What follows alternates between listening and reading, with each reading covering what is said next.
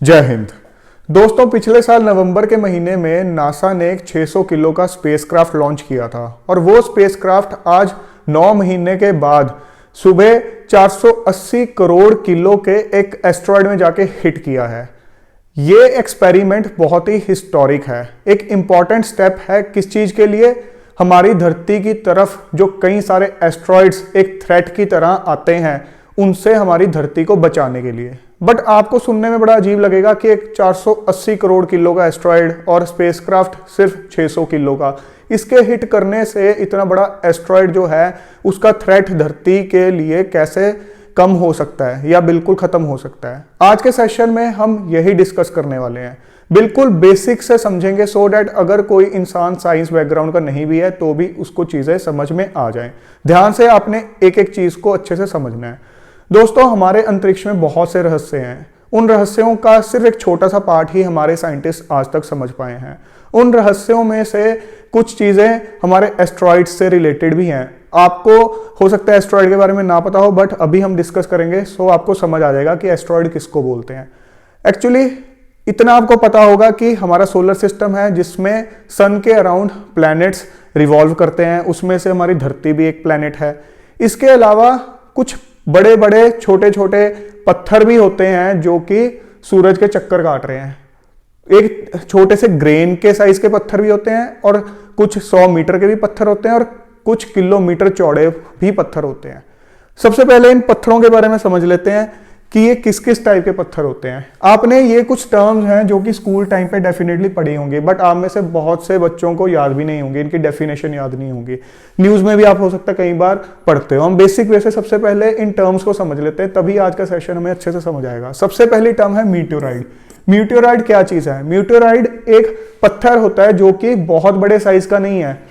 इस तरह के दिखने वाले पत्थर हो सकते हैं। एक्चुअली एस्ट्रॉइड की भी शक्ल इसी तरह की होती है, अभी हम डिस्कस करेंगे कि फर्क क्या है। एक पत्थर जो कि आप लगा लो 1 मीटर के आसपास जिसका डाया हो, इतने लगभग, वो पत्थर जो सूरज के सराउंडिंग इतने साइज के चक्कर काटते हैं, एक छोटे साइज का भी हो सकता है और मैक्सिमम 1 मीटर के आसपास का भी हो सकता है, उसको बोलते हैं मीटियोराइड। ये चक्कर काट रहे हैं सूरज के सराउंडिंग। अब हो सकता है इनमें से कोई पत्थर अपने रास्ते से भटक के धरती की तरफ चल पड़े। अब धरती की ग्रेविटेशनल पुल की वजह से जब धरती की तरफ वो चल पड़ा, तो जैसे ही धरती के एटमॉस्फेयर में एंटर करेगा तो एटमॉस्फेयर मतलब कि जो एटमॉस्फेयर में जो हवा है उसके साथ वो रगड़ खाएगा और रगड़ खाने की वजह से उसके अंदर लग जाएगी आग और आपको इस तरह से एक टूटता हुआ तारा दिखता है। जो हम कह देते हैं कि टूटता हुआ तारा है, जिसके रिगार्डिंग आपने बड़े मिसकंसेप्शन पाल रखे हैं कि इसको देख के विश पूरी हो जाएगी, वो कुछ नहीं होता है, एक जलता हुआ पत्थर होता है। एक जलता हुआ पत्थर जो एक फ्लैश की तरह आप देखते हो कि एकदम से आपको दिखा और अगले ही सेकंड वो एकदम से गायब हो गया, वो बेसिकली एक जलता हुआ मीटियोराइड है और वो हवा में ही भस्म हो गया, धरती तक पहुंच ही नहीं पाया है। तो ऐसे हवा में भस्म होने वाले मीटियोराइड को जब वो जल रहा है तो उसको बोल देते हैं मीटियोर, जो ये शूटिंग स्टार आपको दिखते हैं। अब इनमें से हो सकता है कुछ मीटियोराइड हो जो कि ठीक ठाक साइज के हों और जब तक वो धरती तक पहुंचे वो पूरी तरह जल ही ना पाए, तो वो एक छोटे पत्थर की फॉर्म पे कहीं ना कहीं धरती पे जाके लैंड कर जाएंगे इस तरह से। किसी, अब यहाँ फोटो में देख रहे हो कि एक मैदानी इलाका है, वहां पे एक पत्थर लैंड किया हुआ है। ये सरवाइव कर गया मीटियोराइड जलने के बाद, तो इसको बोलेंगे मीटियोराइड। अब हम आते हैं एस्ट्रॉइड पे। अब एस्ट्रॉइड और मीटियोराइड में कॉम्पोजिशन में कोई फर्क नहीं होता, दोनों पत्थर ही हैं, बट एस्ट्रॉइड बड़े बड़े पत्थर हैं, कई 100 मीटर के डाया के, हो सकता है कई किलोमीटर डाया के भी हों। दिखने में ऐसे ही होंगे बट ये बड़े पत्थर हैं। आपको ये क्लैरिटी होनी चाहिए मीटियोराइड और एस्ट्रॉइड में। अब लास्ट टर्म हम डिस्कस कर लेते हैं, कॉमेट्स। कॉमेट्स भी आपने सुना होगा, आपने इस तरह की चीजें सुनी होंगी, पुच्छल तारा, ये ऐसा तारा जो कंसिस्टेंटली आप जिसके पीछे एक फ्लैश ऑफ लाइट, एक ट्रेल ऑफ लाइट देख रहे हो, ये तो होता है जो हमारा मीटियोर है कि एक बार जलता हुआ दिखा और अगले ही सेकंड वैनिश कर गया। एक होता है कंसिस्टेंटली आपको इस तरह से दिख रहा है कि उसके पीछे एक ट्रेल ऑफ लाइट है और वो चीज मूव करती जा रही है।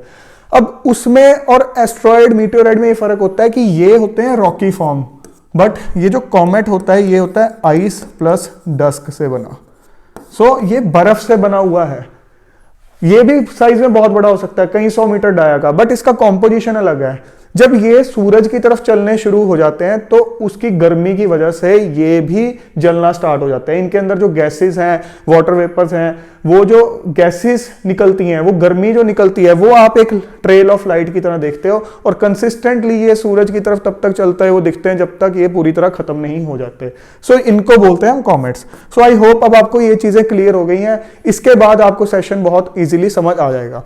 अब हमने जो कॉन्सेंट्रेट करना है वो करना है एस्ट्रॉइड पे। आज का सेशन हमारा एस्ट्रॉइड से रिलेटेड है। अब एस्ट्रॉइड आपको समझ आ गया है क्या?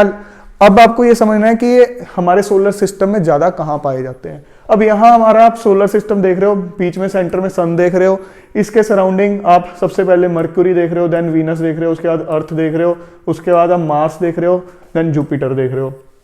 सो सबसे ज्यादा जो इनकी कॉन्सेंट्रेशन रहती है वो रहती है मार्स और जुपिटर के बीच में। ये जो आप व्हाइट देख रहे हो यहाँ पे, ये डिनोट किया हुआ है एस्ट्रॉइड को। तो इस चीज को जो ये आप कॉन्सेंट्रेशन देख रहे हो, हाई डेंसिटी देख रहे हो, इसको बोलते हैं एस्ट्रॉइड बेल्ट।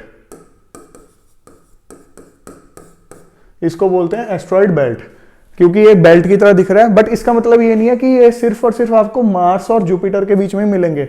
आप अगर ध्यान से देखोगे आपको अर्थ और मार्स के बीच में भी दिख रहे हैं, अर्थ और वीनस के बीच में भी दिख रहे हैं। कॉन्सेंट्रेशन जरूर कम है बट वहां पे भी है।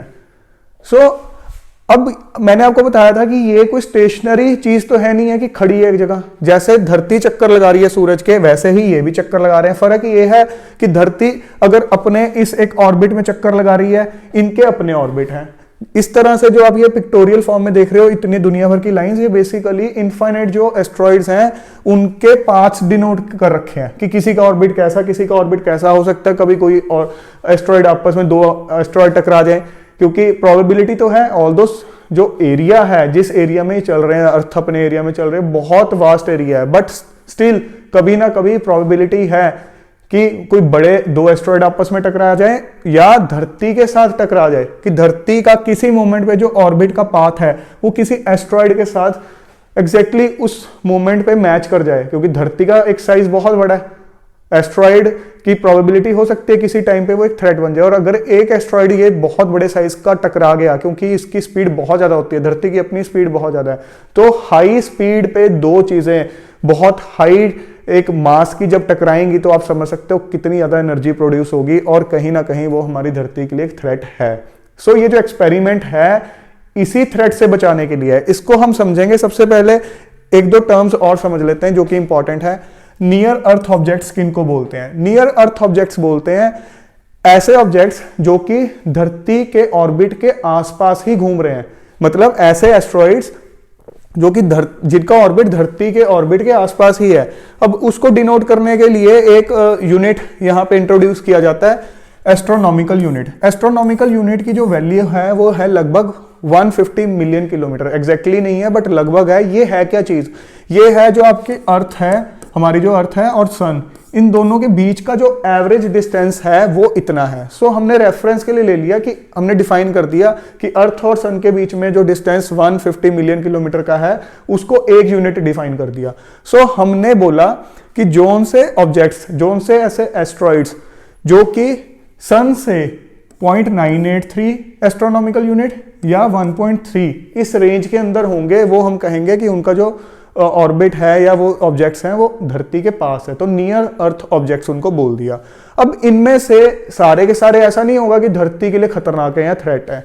उसके लिए डिफाइन किया गया है कि जिनका ऑर्बिट, मान लो ये धरती का ऑर्बिट है और ये किसी एस्ट्रॉइड का ऑर्बिट है, जिनका ऑर्बिट जब वो मिनिमम डिस्टेंस पे आते हैं धरती के साथ, मान अब धरती अपने ऑर्बिट में चल रही है, एस्ट्रॉइड अपने ऑर्बिट में चल रहा है, किसी पॉइंट पे वो धरती से बहुत दूर होगा, किसी पॉइंट पे वो पास होगा जब वो अपने रास्ते पे चल रहा है। तो जो इनका मिनिमम जो डिस्टेंस है, अगर वो 0.05 एस्ट्रोनॉमिकल यूनिट है, ये वाली वैल्यू का 0.05 है, प्लस उस एस्ट्रॉइड का जो डायामीटर है, उसकी चौड़ाई है 140 मीटर से ज्यादा है, बड़ा है इससे, तो वो पोटेंशियली हैजार्डस है, मतलब वो एक थ्रेट है हमारी धरती के लिए। सो इस तरह के एस्ट्रॉइड से बचने के लिए हमें टेक्नोलॉजी चाहिए, क्योंकि कभी एक मोमेंट आ सकते हैं जब हमें दिख रहा हो कि सामने से एस्ट्रॉइड हिट करने वाला है।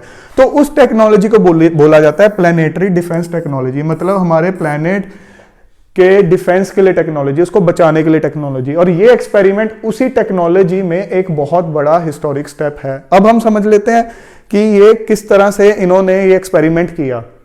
इन्होंने सबसे पहले एक बाइनरी एस्ट्रॉइड सिस्टम पकड़ा। बाइनरी एस्ट्रॉइड सिस्टम का क्या मतलब हुआ कि एक तो होता है कि एक एस्ट्रॉइड अपने एक ऑर्बिट में सूरज के चक्कर लगा रहा है, मान लो ये सन है और ये एस्ट्रॉइड अकेला चक्कर लगा रहा है। बट कुछ एस्ट्रॉइड ऐसे हो सकते हैं कि ये एक एस्ट्रॉइड जो चक्कर लगा रहा है, ये तो चक्कर लगा ही रहा है, इसके अराउंड एक दूसरा एस्ट्रॉइड इसके चक्कर लगा रहा है। जैसे धरती है, धरती सूरज के चक्कर लगा रही है, और जो चंद्रमा है वो धरती के चक्कर भी लगा रहा है। सो धरती भी घूम रही है और चंद्रमा जो है धरती के चक्कर लगाते हुए घूम रहा है। सो सूरज, जो चंद्रमा है और धरती, एक बाइनरी सिस्टम बन गया। ऐसे ही दो एस्ट्रॉइड की, एक बड़ा एस्ट्रॉइड सेंटर में, उसके सराउंडिंग एक छोटा एस्ट्रॉइड उसके चक्कर लगा रहा है, इसको बोलते हैं बाइनरी सिस्टम। सो इन्होंने एक बाइनरी सिस्टम सिलेक्ट किया दो एस्ट्रॉइड का। उनका क्या नाम था? जो बड़े वाला उसका एस्ट्रॉइड है उसका नाम है डिडीमॉस, और जो उसके चक्कर लगा रहा है छोटा एस्ट्रॉइड, उसका नाम है डाइमॉर्फस। सबसे पहले आपको ये पता होना चाहिए। अब आप यहां देख रहे हो कि ये डिडीमॉस जो है ये सूरज के चक्कर लगा रहा है अपने ऑर्बिट में, बट ये जो डाइमॉर्फस है इसका जो ऑर्बिट है वो ये जो व्हाइट में आप देख रहे हो, ओरिजिनल ऑर्बिट यहां लिखा हुआ है, उसका ऑर्बिट ये है। इन्होंने ये सोचा कि हम एक ऑपोजिट डायरेक्शन में, कि जिस डायरेक्शन में ये चक्कर लगा रहा है इससे ऑपोजिट डायरेक्शन के अंदर एक स्पेसक्राफ्ट को हिट करेंगे, और कोशिश करेंगे कि वो इतनी स्पीड से हिट हो कि इसका जो ऑर्बिट का पाथ है वो किसी तरह चेंज हो जाए। सबसे एक और इंपॉर्टेंट चीज ये है कि इन्होंने जो ये एस्ट्रॉइड सिस्टम सिलेक्ट किया, ये हमारे लिए थ्रेट नहीं है, ये धरती के लिए थ्रेट नहीं है, ये जस्ट एक्सपेरिमेंट के लिए इन्होंने सिलेक्ट किया। और सेकेंडली, जो इसके हिट करने के बाद जो इसका ऑर्बिट चेंज होगा, वो भी चेंज ऑर्बिट भी हमारे धरती के लिए थ्रेट नहीं है। ये कैलकुलेशंस इन्होंने पहले की। इन्होंने देखा कि कितने स्पीड पे हमें हिट करवाना है, कितना उसका मास होना चाहिए। बेसिकली यहाँ कंजर्वेशन ऑफ मोमेंटम का एक फंडा आता है फिजिक्स का, वो आपको उसके टेक्निकलिटीज में नहीं जाना है, बट कंजर्वेशन ऑफ मोमेंटम का प्रिंसिपल यहाँ लगेगा कि ये अपने एक मोमेंटम के साथ एक हाई स्पीड के साथ आ रहा है, ये अपने हाई स्पीड के साथ आ रहा है, तो दोनों जब टकराएंगे तो उसके बाद फाइनली क्या इसकी स्पीड रहेगी। और ये इसका जो ऑर्बिट का रेडियस आप यहां देख रहे हो कि पहले जो रेडियस था ओरिजिनल ऑर्बिट का वो इतना था, एक्सपेरिमेंट के बाद जो होना चाहिए इसका रेडियस घट जाना चाहिए, मतलब इसका ऑर्बिट का रेडियस घट जाना चाहिए।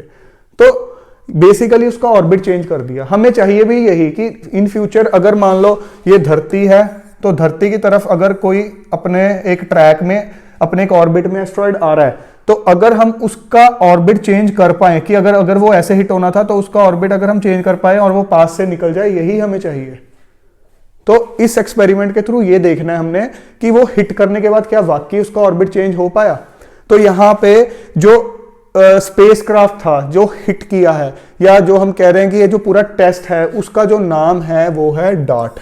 डार्ट आपको पता है, हम डार्ट से खेलते हैं, निशाना लगाना, तो ये नाम कहीं ना कहीं वहां से आया, बट इसकी जो फुल फॉर्म है वो है डबल एस्ट्रॉइड रीडायरेक्शन टेस्ट। मतलब डबल एस्ट्रॉइड मतलब दो एस्ट्रॉइड हो गए, रीडायरेक्शन मतलब एस्ट्रॉइड को दोबारा डायरेक्शन दे दी। तो इसकी टेस्टिंग कि क्या हम ये चीज कर पा रहे हैं या नहीं। यहाँ पे ये डार्ट भी दिखाया हुआ है और यहाँ पिक्टोरिकली दिखाया हुआ है कि ये यहाँ पे जाके इस पे डायमॉर्फस पे इंपैक्ट करेगा। अभी ये लीसिया क्यूब क्या है ये भी अभी हम डिस्कस करेंगे। अब थोड़े से और चीजें देख लेते हैं अगर हमने उसमें कुछ मिस किए हैं। ये जो सिस्टम है बाइनरी एस्ट्रॉइड सिस्टम, इसका जो पूरा अगर आप नाम देखोगे तो वो है 65803 डीडीमॉस सिस्टम। ये आपको पता होना चाहिए।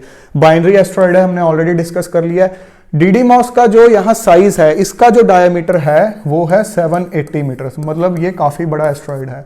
और जो डायमॉर्फस है जो इसके चक्कर लगा रहा है, जिसको हमने टारगेट किया, इंपैक्ट किया, क्योंकि ये बहुत बड़ा है, इसके ऊपर अभी हमने एक्सपेरिमेंट नहीं किया कि 780 के अगर हमने चेंज करना हो तो उसके लिए क्या करना है। अभी हमने इस पे एक्सपेरिमेंट किया है। हमने कहा था 140 मीटर से ज्यादा थ्रेट है तो 160 मीटर वाले को हमने टारगेट किया, और इसका जो वेट है वो आप देखो 480 करोड़ किलो। इस पे हमने इंपैक्ट किया और इसका जो डाया है वो है 160 मीटर्स। अब जो ऑर्बिट है इसका, ऑर्बिट अराउंड द सन, अब यहाँ पे इंपॉर्टेंट चीज ये है कि ये जो सेंटर में डीडीमॉस है, इसका जो सन के अराउंड ऑर्बिट है, कि मतलब अगर ये सन है और ये ये डीडीमॉस है। तो जो इसका ये सन के अराउंड ऑर्बिट है, कभी भी ऐसा नहीं होता है कि हम जैसे पिक्टोरिकली दिखा देते हैं कि सोलर सिस्टम में सेंटर में सन, तो बिल्कुल ही सेंटर में पूरा चक्कर काटता है। एक जो सिरा होता है वो जो डिस्टेंस होता है वो कम होता है और दूसरे वाला ज्यादा होता है। तो इन्होंने कहा है कि जो ऑर्बिट अराउंड द सन है वो है लगभग 1 AU। 1 AU क्या था, जितना धरती का डिस्टेंस। तो लगभग यहाँ पे वो धरती के आसपास से निकलता है, और जो दूसरा उसका फारदेस्ट पॉइंट है वो है 2.27 AU। बट इसका मतलब ये नहीं है कि वो उस, आप सोचोगे 1 AU है तो उस टाइम धरती से क्यों नहीं टकराता। धरती अपने ऑर्बिट में चल रही है, ये अपने ऑर्बिट में चल रहा है। प्रोबेबिलिटी बहुत कम है कि ये सेम एक ही पॉइंट पे दोनों एक ही टाइम पे एक ही पॉइंट पे आ जाएंगे। बट डिस्टेंस की बात हो रही है कि लगभग इसका सन के अराउंड जो पाथ है वो ये है। म्यूचुअल ऑर्बिट है 1 किलोमीटर। म्यूचुअल ऑर्बिट का मतलब इनके बीच का जो ये डिस्टेंस है, मतलब ये जो इसके चक्कर लगा रहा है वो डिस्टेंस सिर्फ 1 किलोमीटर का है, मतलब ये इससे 1 किलोमीटर दूर ही है बस। तो ये कुछ इसके फैक्ट्स है जो आपको पता होने चाहिए। अगर हम साइज की बात करें तो यहाँ पे आप देख सकते हो कि साइज कितना बड़ा है। जो डार्ट स्पेसक्राफ्ट है, आप यहाँ पे क्लियरली देखो, जो डार्ट स्पेसक्राफ्ट है उसकी जो लंबाई है वो है 19 मीटर। एक बस की जो ऊंचाई होती है वो होती है 14 मीटर की। डार्ट स्पेसक्राफ्ट जो जाके हिट किया है 600 kg का, उसकी ऊंचाई है 19 मीटर। उसके बाद स्टैच्यू ऑफ लिबर्टी की बात करें तो वो 93 मीटर्स है। डायमॉर्फस जिसके अंदर ये हिट किया है उसकी है 163 मीटर। सो आप देख सकते हो एक सिर्फ बस की ऊंचाई के आसपास की चीज जाके हिट कर रही है स्टैच्यू ऑफ लिबर्टी से 70 मीटर ऊंची चीज के अंदर। उसके बाद अगर एफिल टावर की बात करें वो 321 मीटर। वर्ल्ड ट्रेड सेंटर का जो एक टावर है उसकी 546 और डीडीमॉस की जाके है 780 मीटर्स। बुर्ज खलीफा की 830 मीटर। सो आप देख सकते हो बुर्ज खलीफा के आसपास की मतलब चौड़ाई का पत्थर है जिसके सराउंडिंग डायमॉर्फस चक्कर काट रहा है। ये जस्ट रेफरेंस के लिए आपको आइडिया हो सके साइज का। अब थोड़ा सा इस प्रोजेक्ट का बैकग्राउंड भी समझ लेते हैं कि प्रोजेक्ट किसने और कैसे बनाया, क्या क्या कंट्रीब्यूशन था। ये जो आप देख रहे हो ये जब लॉन्चिंग से पहले की फोटो है, यहाँ लिखा हुआ है डार्ट। तो ये स्पेसएक्स कंपनी का फाल्कन 9 रॉकेट है जिसके अंदर इस स्पेसक्राफ्ट को भेजा गया था। जो रॉकेट आप देख रहे हो ये था स्पेसएक्स कंपनी का फाल्कन 9 रॉकेट, और इसके अंदर इस स्पेसक्राफ्ट को रख के भेजा गया था। अब ये जॉइंट प्रोजेक्ट था, नासा का ही नहीं था, बट इसमें जॉन्स हॉपकिंस जो यूनिवर्सिटी है उनके अप्लाइड फिजिक्स लेबोरेटरी ने भी कंट्रीब्यूट किया था। ये मैरीलैंड जो स्टेट है यूएसए के अंदर, वहाँ एक ये प्राइवेट यूनिवर्सिटी है, उनकी ये नॉन फॉर प्रॉफिट एक लेबोरेटरी है। वहाँ पे जो रिसर्च चल रही थी उस रिसर्च टीम ने भी नासा के साथ कोऑर्डिनेशन में इस प्रोजेक्ट को किया है। जो इंटरनेशनल पार्टनर्स हैं इस प्रोजेक्ट के अंदर वो हैं European space agency, Italian space agency और जापान एरोस्पेस एक्सप्लोरेशन एजेंसी। मतलब यूरोपियन कंट्रीज, उसके अलावा जो इटली की अपनी एक स्पेस एजेंसीज है वो, प्लस जापान, इन सब ने कंट्रीब्यूट किया है। जापान का इसके अंदर जो इटली का इसके अंदर क्या कंट्रीब्यूशन है वो देख लेते हैं। इटली ने जो इसके साथ एक लीसिया क्यूब नाम का पेलोड गया था वो डिजाइन किया था। अब ये लीसिया क्यूब नाम का जो पेलोड है इसको यहाँ पे पहले हम देख लेते हैं कि वो क्या चीज है। पीछे चलते हैं इसमें। हाँ, अब ये जो डार्ट के साथ ही ये लीसिया क्यूब, ये जस्ट एक शू बॉक्स साइज का था, ये जो आप यहाँ देख रहे हो। सो ये भी इसके साथ अटैच था। ये इंपैक्ट से 15 दिन पहले ही इससे अलग हुआ है। ये जो लीसिया क्यूब है ये इंपैक्ट से 15 दिन पहले ही इससे अलग हुआ है। इसका काम था कि जब ये इसको हिट करे तो मैं वहां से फोटोग्राफ्स इसकी लूं, हिट करते हुए फोटोग्राफ्स लूं। सो इसकी जो डिजाइनिंग थी वो इटली की स्पेस एजेंसी ने की। आपको ये चीज पता होनी चाहिए कि इटली की स्पेस एजेंसी ने लीसिया क्यूब बनाया जो कि 15 दिन पहले सेपरेट हुआ। तो अभी आज की डेट में जब ये हिट किया है तो जो डार्ट है वो खत्म हो चुका है, वो हिट किया, उसका काम खत्म, बट ये सरवाइव कर रहा है। इसने वहां पे कुछ पिक्स क्लिक किए हैं। अब नेक्स्ट फ्यू डेज के अंदर वो पिक्स हमारे पास आएंगी, एक इमीडिएटली नहीं आएंगे, नेक्स्ट फ्यू डेज के अंदर वो आएंगी, फिर नासा उनको रिलीज करेगा।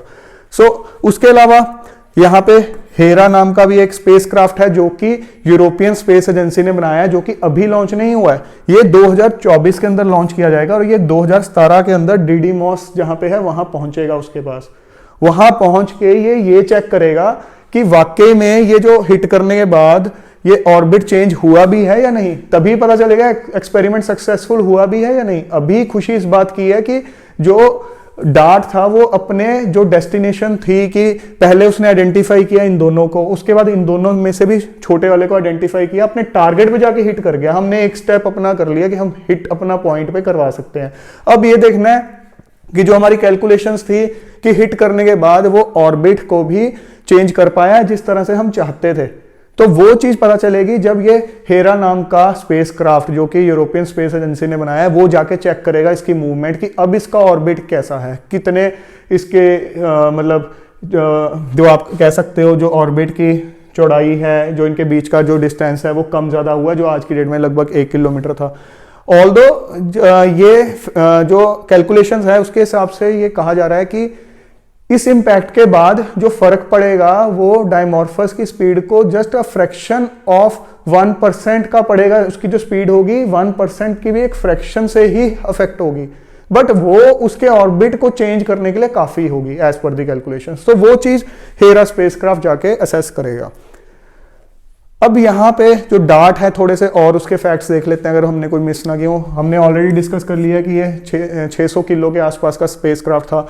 अब ये उसकी फोटो है। अब यहाँ पे आप एक देख रहे हो स्मार्ट नैव, ये इसका अंदर एक नेविगेशन सिस्टम था सो डैट इसको पता चल सके कि मैंने किस डायरेक्शन में जाना है। सो वो जो इसके अंदर टेक्नोलॉजी थी, एक इसके अंदर सेंसर्स थे to navigate to the desired direction, वो उसका नाम था स्मार्ट नैव। ये क्वेश्चन आ सकता है आपके किसी भी एग्जाम के अंदर। स्टार ट्रैकर है बेसिकली ये। उसके बाद ड्रैको, जो इसके अंदर कैमरा लगा हुआ था। आपने आज सुबह अगर न्यूज में देखा हो तो इस तरह की आपको पिक्स लाइव नासा के टीवी पे नजर आई होंगी। ये है डायमॉर्फस, ओरिजिनल फोटो लाइव आई थी और ये जूम होती चली गई अनलेस वो जाके उस पर बजाए, हिट किया है। सो ये जो कैमरा इसके स्पेसक्राफ्ट पे डार्ट के फ्रंट पे लगा हुआ था उसका नाम था ड्रैको। ये ड्रैको जो था एपर्चर कैमरा, यहां पे अगर आप फोटो के अंदर देखोगे ये यहां इन्होंने जूम करके दिखाया, ये बिल्कुल उसके फ्रंट पे लगा हुआ था। तो ये लगातार स्ट्रीमिंग कर रहा था उसकी वीडियो की। सो बिल्कुल क्लोज आपको यहाँ पे उसका एक देखने को मिलेगा पिक्चर कि किस तरह का था। आपको रॉकी स्ट्रक्चर दिखेंगे जब आप इस वीडियो को देखोगे। आप एक बार जाके नासा के टीवी पे ये चीज देख भी सकते हो, न्यूज चैनल्स पे भी दिखाई गई है। इंपैक्ट स्पीड कितनी थी? 1 सेकंड में 6.6 किलोमीटर। इस स्पीड पे ये डार्ट स्पेसक्राफ्ट चल रहा था जब ये इंपैक्ट किया इसके ऊपर। और डिस्टेंस, धरती से डिस्टेंस कितना था डायमॉर्फस का जब ये इंपैक्ट किया? क्योंकि धरती से वेरी तो कर रहा है, तो धरती से कितना था? 11 मिलियन किलोमीटर्स। हमने अभी चेक किया था कि धरती का सूरज से है 150 मिलियन किलोमीटर, डार्ट का धरती से उस टाइम पे डिस्टेंस 11 मिलियन किलोमीटर। मतलब पिछले साल नवंबर में जब धरती से इसको लॉन्च किया गया तब से ये 11 मिलियन किलोमीटर ट्रेवल कर चुका है 9 महीने के दौरान। सो ये कुछ फैक्ट्स थे। अब ये जब सारा कुछ एक्सपेरिमेंट सही हुआ तो ये नासा की टीम यहाँ सेलिब्रेट कर रही थी। सो ये एक इंपॉर्टेंट एक्सपेरिमेंट है आने वाले टाइम के लिए, क्योंकि इस तरह का थ्रेट कभी भी आ सकता है। अगर ये टेक्नोलॉजी डेवलप हो जाती है सक्सेसफुली, हमें ये इंप्लीमेंट कर पाते हैं इस टेक्नोलॉजी को, तो ये हमारे लिए एक बहुत हिस्टोरिक स्टेप है। और इंडिया को भी, हमारी इसरो जो ऑर्गेनाइजेशन है उसको भी इस टेक्नोलॉजी में आने वाले टाइम में इंटरेस्ट दिखाना चाहिए। ऑल्दो जो अंदर R&D है हमारी इसरो की, वो कुछ ना कुछ इस डायरेक्शन में कर रही होगी, बट हमें भी इस डायरेक्शन में करना ही होगा। बिकॉज हम किसी और ऑर्गेनाइजेशन पे रिलाई नहीं कर सकते। कल अगर कोई एस्ट्रॉइड इंडिया के लिए थ्रेट बन के आ रहा है कि वो अगर हिट करेगा तो इंडिया के ऊपर हिट कर सकता है, तो उस केस में we should not be dependent on NASA और उनको रिक्वेस्ट करें कि आप प्लीज इस थ्रेट को अवॉइड करवाएं, क्योंकि हमें नहीं पता कब क्या सिचुएशन हो जाती है। आज रिलेशन हमारे किसी कंट्री के साथ अच्छे हैं, कल होंगे या नहीं होंगे हमें नहीं पता। सो हमें किसी और पे डिपेंडेंट नहीं रहना है, हमारे पास भी ये टेक्नोलॉजी होनी चाहिए सो डैट हम भी इस तरह के थ्रेट्स को अवॉइड कर सकें। सो फ्रेंड्स, आई होप आपको समझ आ गया कि आज नासा ने किस तरह से एक इतिहास रचा है इस एक्सपेरिमेंट के थ्रू। सो जल्द मिलेंगे एक और नए और इंपॉर्टेंट एनालिसिस के साथ। Till then keep grinding yourself and stay fit and healthy. जय हिंद।